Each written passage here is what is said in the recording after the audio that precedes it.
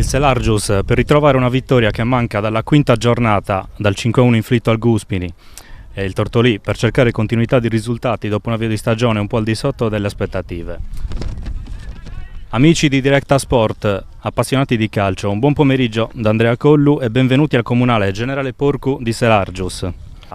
Riesce a controllare un pallone difficile, poi la gioca sulla destra per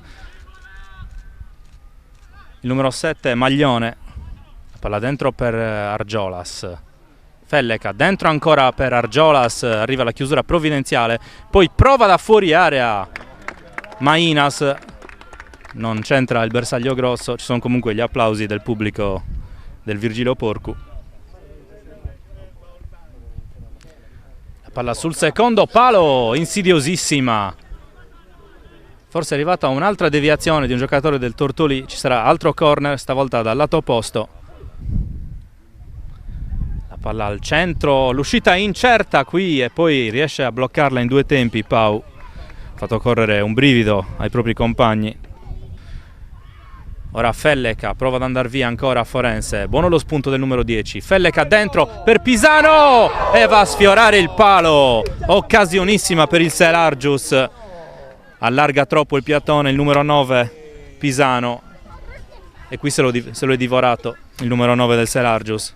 Va a lungo Mainas a cercare lo scatto di Pisano, il controllo di Pisano, poi va a centrarsi, arriva dal lato opposto Argiolas, calcia, la palla intercettata da Pereira, giunge tra le braccia di Tangianu.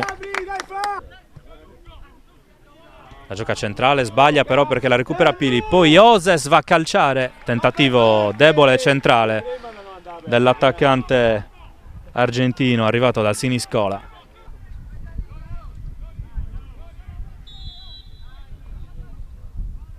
La rincorsa di Argiolas, la palla sul secondo palo, la liscia clamorosamente il portiere Tangianu e poi la deviazione in porta di Pancotto, ma è tutto fermo perché è salita la bandierina dell'assistente Evangelisti.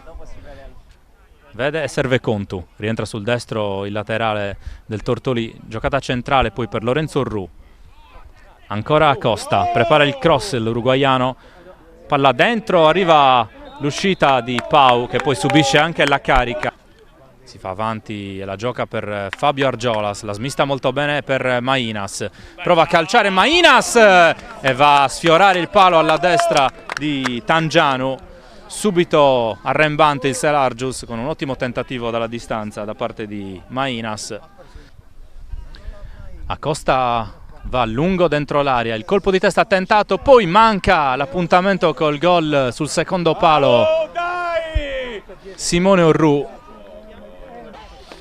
Subito recuperato il possesso però per il Tortolì. Pili prova a mettere ordine, lo scambio con Acosta, poi lungo a cercare Cioflas, lo stop, prova subito a calciare senza però impensierire Pau. Arriva il fischio del signor Torsani, la rincorsa di Argiolas, va direttamente in porta e costringe Tangianu all'intervento in tuffo.